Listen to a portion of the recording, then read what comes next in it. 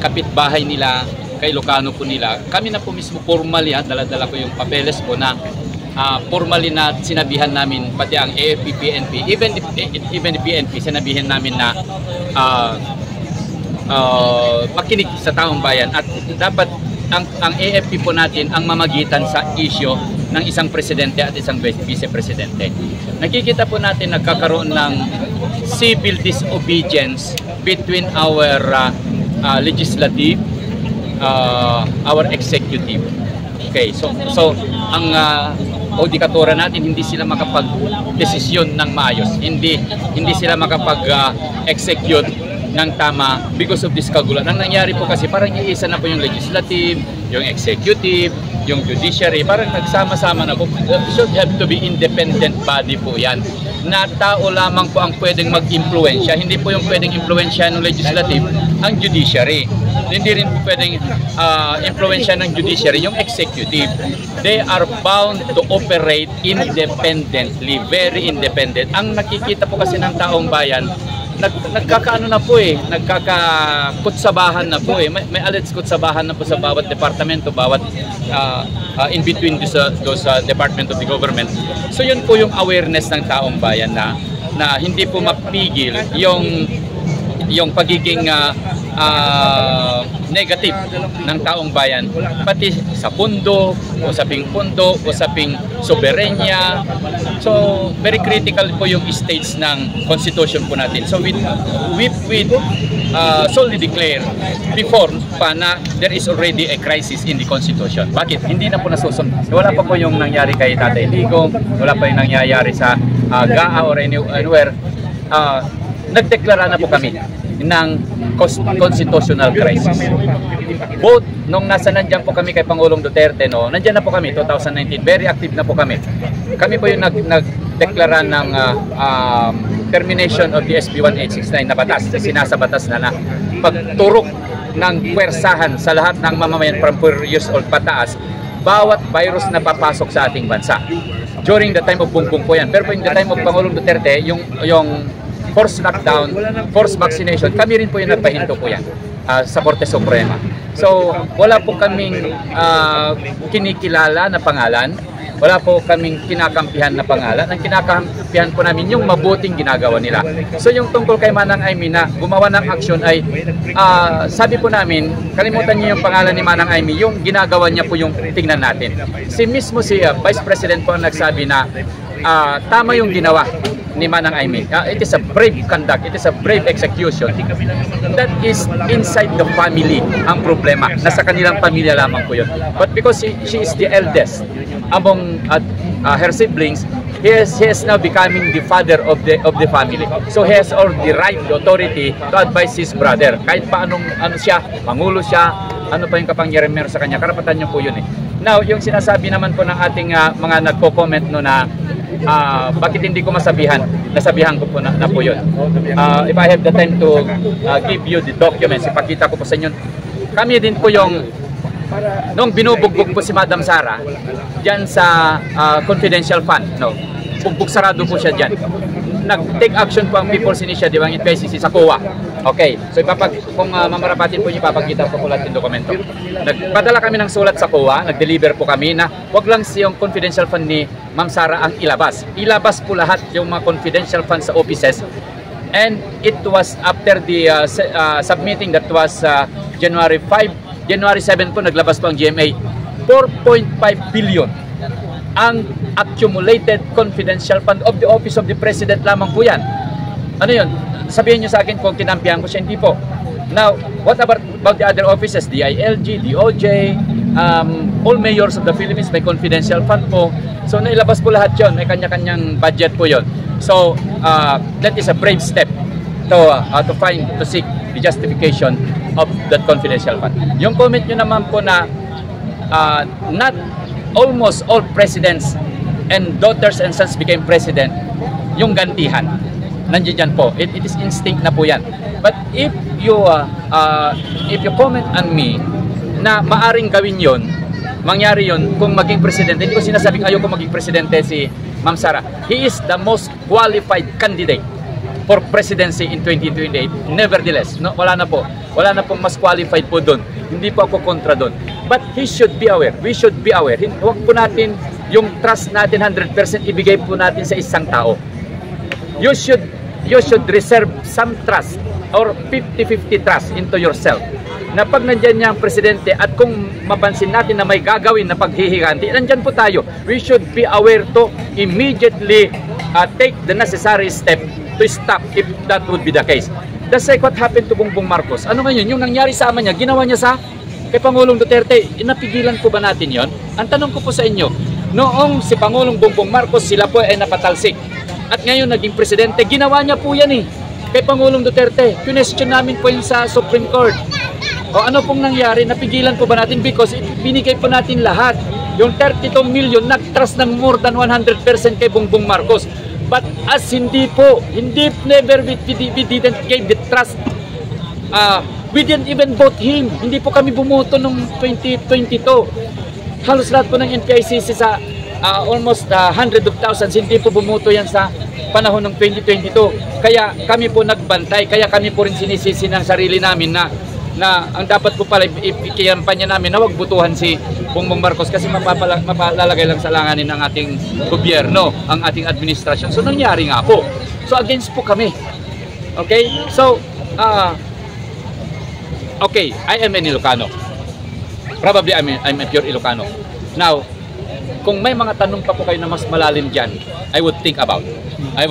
Why? Bakit? Sinong mas paniniwalaan nyo? Yung Bisaya, yung Ilocano? Natural kami.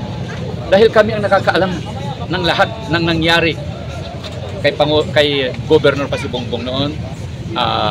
Ito lang masasabi ko, 5 beses po akong pumasok sa opisina niya, hindi ko po yan nakita. Pero si Manang Amy kasama ko po yan. Noong lagi niyang ginagamit yung auditorium namin. So ako po yung tinatawagan, ako po yung nakakasama niya, ako po yung ini-invite niya sa mga conferences nila. Pero pag political ang pinag-uusapan, pag kausapin na akong maging political leader niya, hindi po ako tumatanggap. Ganun po kalinis yung konsensya namin as independent Filipino people. Kung may tanong po kayo, pwede po kayo. Okay. Sir, bilang Ilocano po, yes. Mayroon pong kapapasok lang na balita ngayon. Related po kasi dito ang tanong ko sa inyo. Yes. Kagabi lang, nung sa rally, dito sa meeting di Abansi ni Diwasan Bonifacio, na dinaluhan ni Vice President Sara Duterte, ang rally ng PDP, na-mention ni VP Sara na si President Marcos daw po ay sa weak leader. Kanina lang pong umaga, ngayong araw lang po, sinabi po ni Senator Amy Marcos na hindi daw Marcos ang namumuno sa ating bansa ngayon, kundi Araneta at Romualdez. Bilang isang Ilocano at nakakakilala kay Senator Amy Marcos, ano po ang inyong masasabi tungkol dito? Okay. Ang masasabi po ko po dyan, no, bilang isang Ilocano, no, actually may mga issue dyan sa amin na sa kusina pa lang hindi si Ma'am Lisa ang nagluluto. Yung isang issue po yan. Ang nagluluto po si Bongbong Marcos.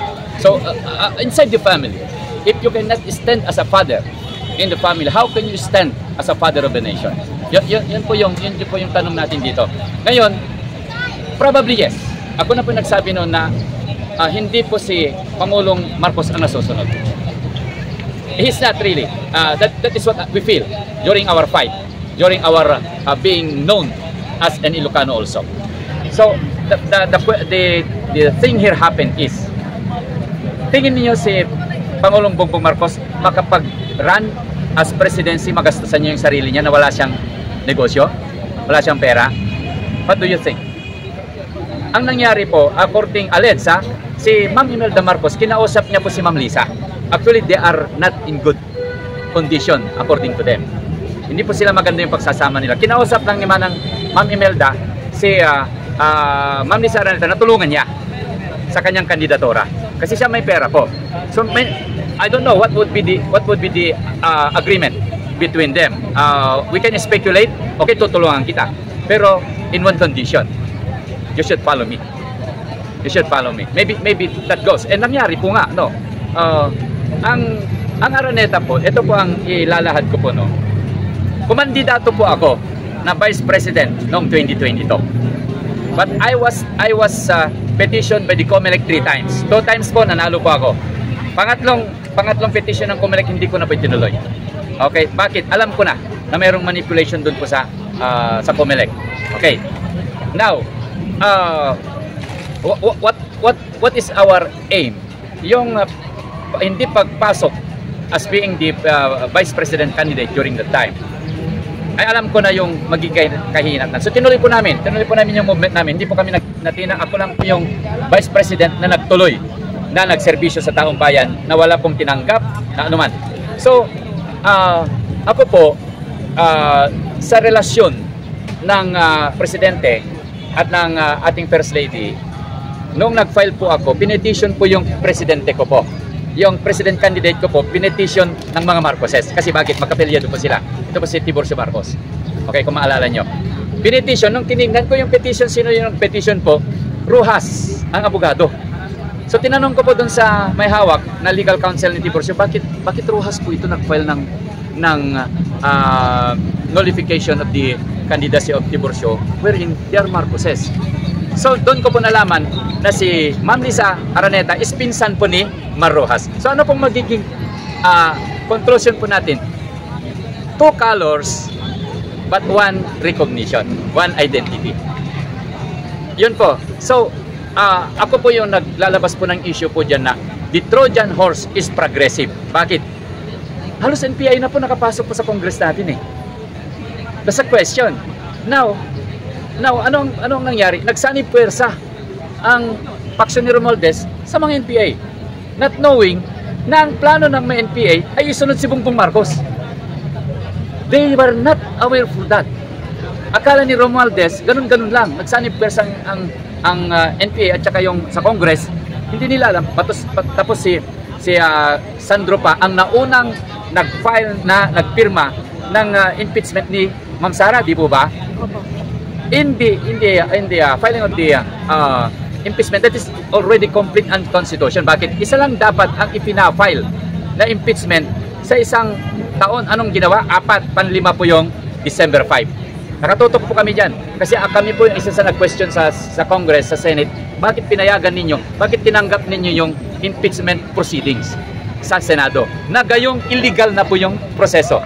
Anong gawin naman nila? Yung for na petition, hindi po yun ang kinonsider nila. Yung last petition po na ilang araw lang po, isang araw, tapos sa hapon, isinerve na sa Senate. Ganun po bang proseso ng Constitution? It's illegal.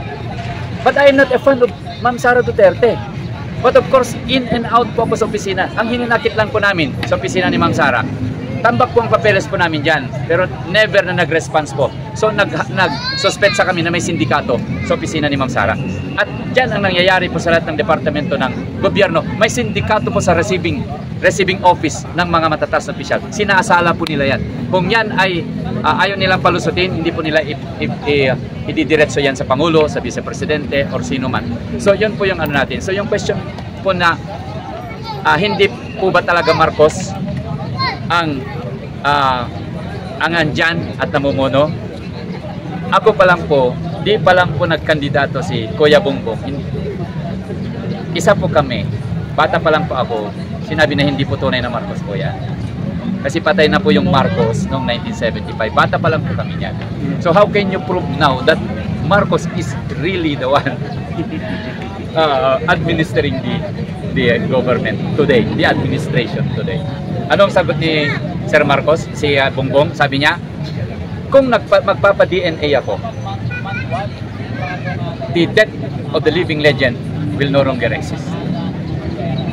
Yung legendary, yung urban legend, di mamamatay na.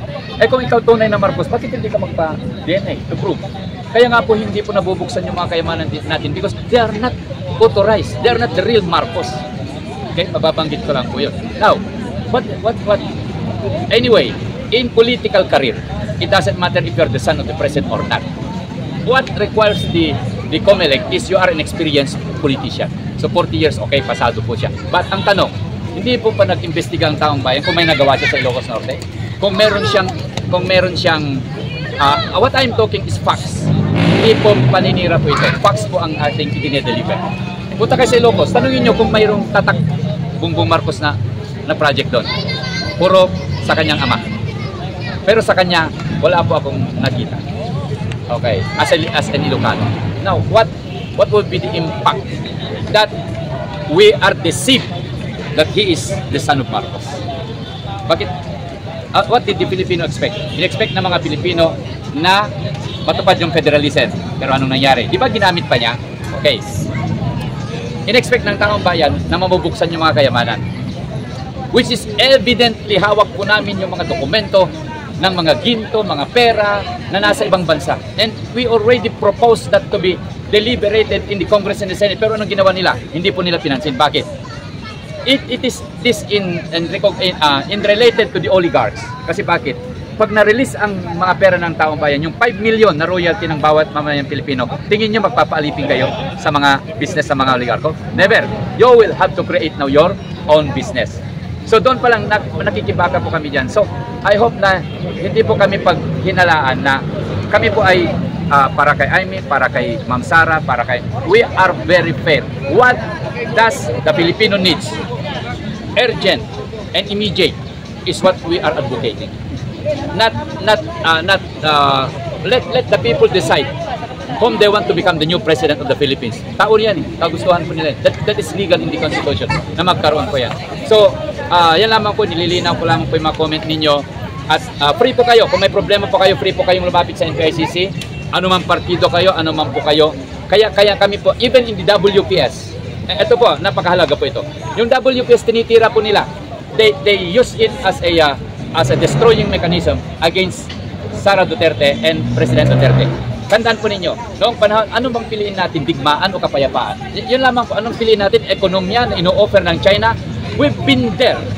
At pinipost namin sa AFP na pag-usapan po lahat ng itong WPS natin kasi ang teritoryo lamang po ng Pilipinas ay 300,000 square kilometers. Now, sukatin nyo po yan po kasama po yung WPS nyo. Now, tama po si Marcoleta, how can you own something that you don't have the title? Yes. Napakahalaga po yun. Alam niyo ang offer ng China sa aming mga negotiations? Broad daylight, pinupost po namin yan. Ang Defense Attaché, Colonel Lee, very close kami, nagyayakapan po kami dyan sa kanyang palasyo, sa palasyo ng ambassador ng China. Si Juan Siliang, tinanggap niya po yung proposal namin na peace and prosperity. Alam niyo po ang offer ng China? Ang offer ng China, the same as offer to Pangulong Duterte. I-develop nila yung South China Sea or West Philippine Sea, 40% mapupunta sa kanila, 60% mapupunta sa mamamayang Pilipino. Is that so wonderful and brilliant decision? Parang sinabi rin ng China, yun naman yan eh. Ibigay namin yung 60% sa inyo. Ano man makuha natin dyan?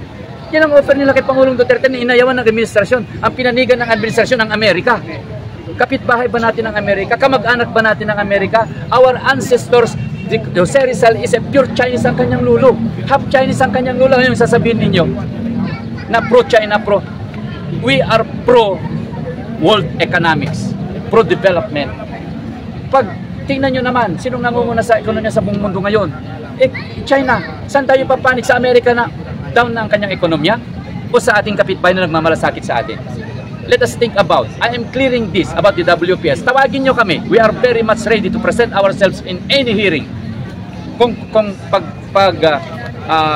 pag-suspensya nyo kami ay panig sa China, no. We are still pro-Filipino. Nagharap po kami ni General Browner, kasama po namin ang mga team ng NPICC. Anong sagot ni General Browner? Hindi po kami para sa China, hindi pa kami para sa Amerika. Para kami sa Constitution at ng taong bayan. Pero anong nangyayari? General Browner, you cannot stand in your word. You cannot stand in your feet to protect the rights of every Filipino, to protect the sovereignty of every Filipino. Anong ginawa ninyo? Pinapasok niyo yung EDCA sa inyo na illegal po yan sa Constitution. Tandaan niyo po yan, we are very much open to face any charge against us. Ngayon, lilinawin natin, bakit ayaw nyo kaming tawagin sa Senado? Bakit ayaw nyo kaming tawagin dyan sa Kongreso? Ayaw nyo kaming tawagin dyan sa AFP? May schedule na pa yung kinancel po ninyo. What do you mean? Bakit? Mabubulgar po. So I hope malinawan po ang bawat mamayang Pilipino. Let us institute the sovereign power of the people and the country itself so that we can stand alone without interference of other nations. Yan lamang pagpakiusap ko sa taong bayan. We've been 5 years of 6 years fighting and we became powerful through the People's Initiative. May 10 million signatures po kami. Anyan ipinantatapat po namin. We do not have to use that yet. Why? Signatures is also meant for the Constitution, in changing the Constitution. Now, kami rin po nagpropose sa mapalitan ng Constitution. Kami po yan. galit kayo na mapalitan ng konstitusyon? Kami hindi po pinupos namin. Bakit? 38 years ng konstitusyon ginagamit natin, may development bang bansa natin, but the oligarchs enjoy, the politicians enjoy for it.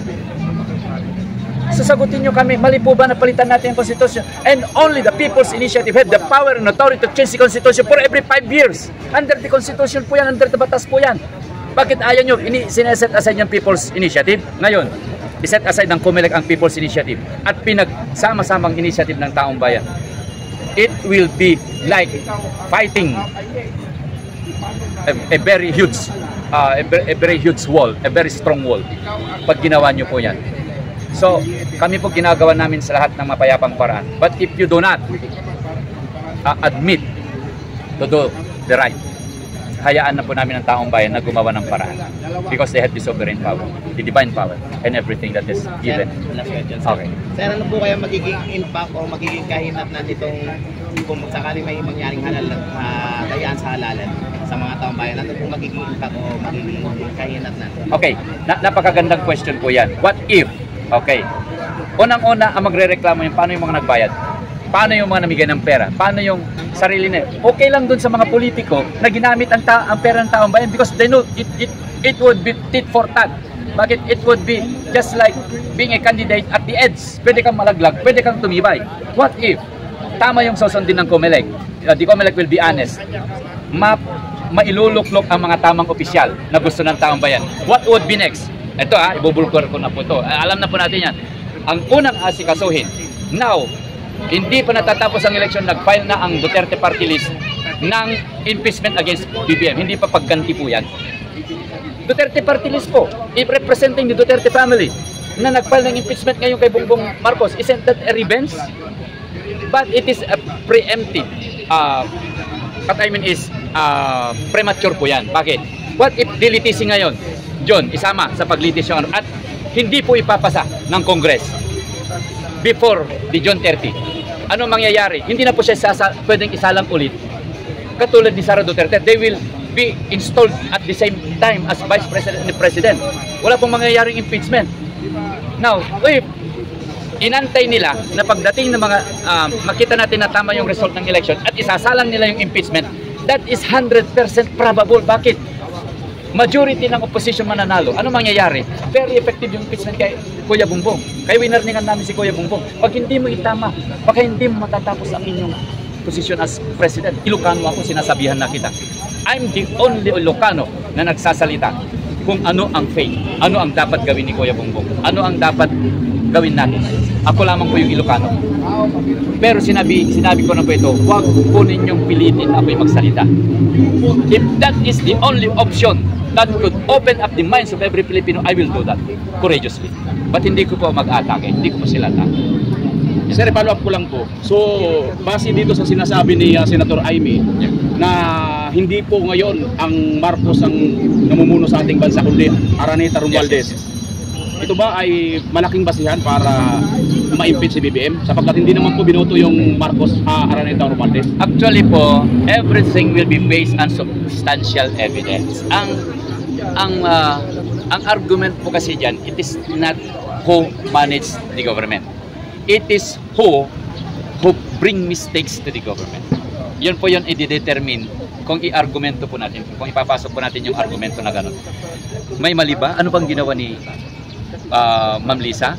May violation po ba na nakasira sa public trust ng taong bayan? Unang-una, kung totoo po yung namatay si Tantoco because of over drugs or over cocaine, that is already grounds for impeachable. Bakit? Hindi mo na sabihan yung asawa mo. Hindi mo na gawan. Oh, another, mga corruption, mga isama na natin dito yung sweepstakes. Di ba yung nangyari na pinanalo nila na hindi yung binola ang lumabas, kundi minanipulate nila at sino yung tumanggap ng mga pera? Di ba issue po ba yan? Di ba kasama si Ma'am Lisa po dyan? Kasi siya ang naglagay kay chairman ng sweepstakes. So evident po yun. Pero bakit hindi nagpa-prosper yung kaso? Bakit ngayon hindi nagpa-prosper yung kaso against them? Kasi it's all about money.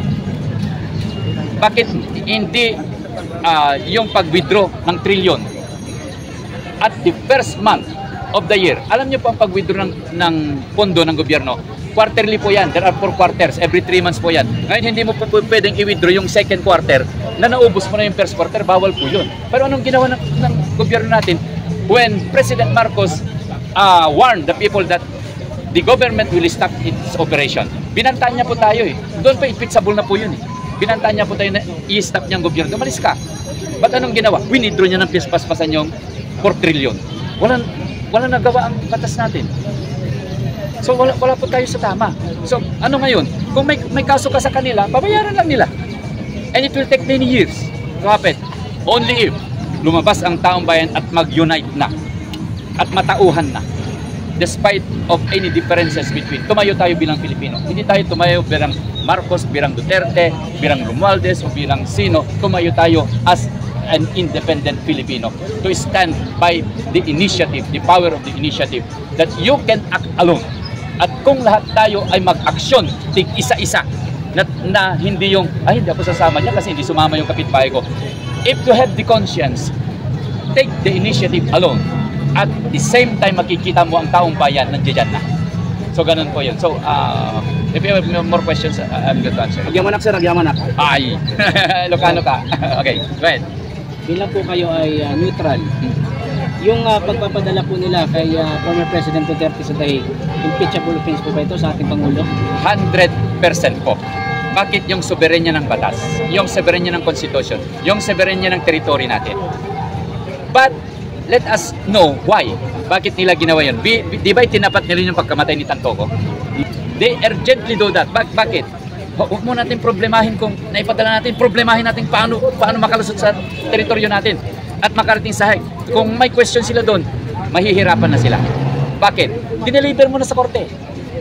Now, what do we stand as NPC? Question namin sa Supreme Court po yan.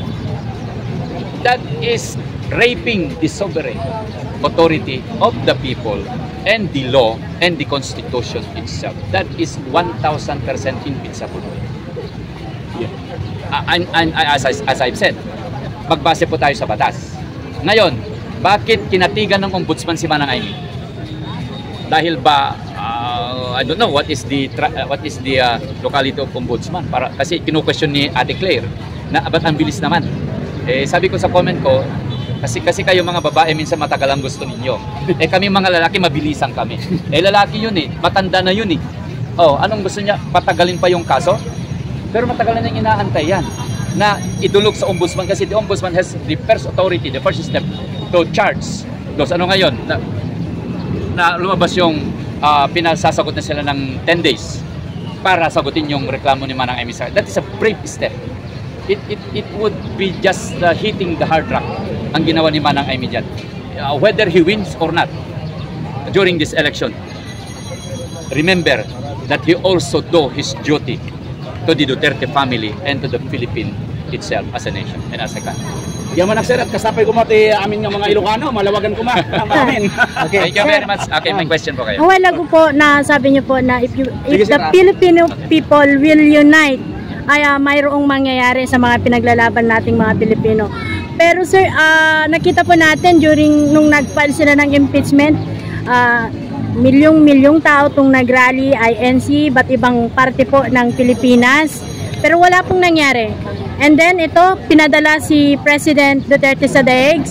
Halos buong mundo, wala ring nangyari. So ano po yung asa natin na sa isipan ng mga tao, even if we will going to unite as one, act together, sabi nila, wala pa ring mangyayari. So ano pong dapat Yes. gawin? Napakaganda pong tanong niyo po yan. Iglesia ni Cristo, 5 million on the streets and Quirino Grandstand. Sila po ang mismong nag-admit. Wala pong nangyari. Tuloy ang ginagawa. Okay, admitted yan i-broadcast mo, stated yan. Now, what is next? Duterte, halos buong Pilipinas nagpahayag ng pagkontra sa mga ginagawa ng ating administrasyon ngayon. Pangatlo, buong mundo. Ewan ko kung totoong Guinness World Record na he is the most celebrated citizen in the planet. Halos buong mundo nag-celebrate, pati mga Amerikano, pati mga ibang lahi.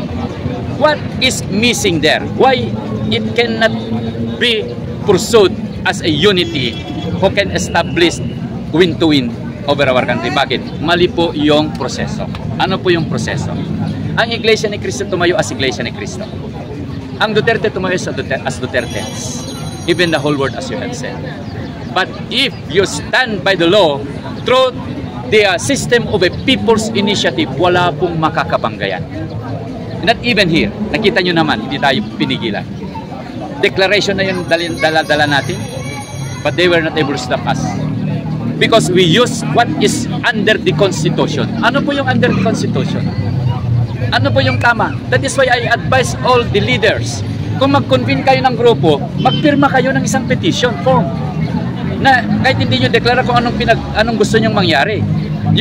The leaders can constitute themselves and find what is a reasonable petition that you're going to do. What is important is you organize, you get the signature of the people, and it is what we are doing kung meron kaming petition. May backup po yan. Yan po yung ginawa natin, may backup po yan na makapal yan, na signatures. And that is very, very powerful because you are entrusting the people's initiative to deliver the authority of the people, whatever it may serve, unless it is for the people. Tandaan po natin, hindi po kami, ito yung isang malaking utang din namin kay Pangulong Duterte.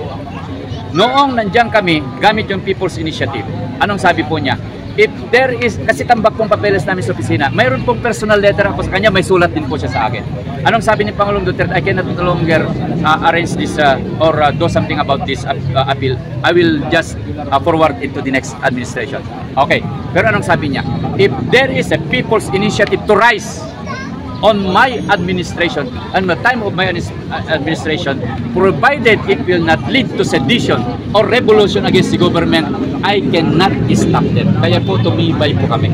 Lalo po kaming tumibay at napahinto po namin yung pagbabakuna sa buong Pilipinas noong time namin po yan, Pangulong Duterte. Sir,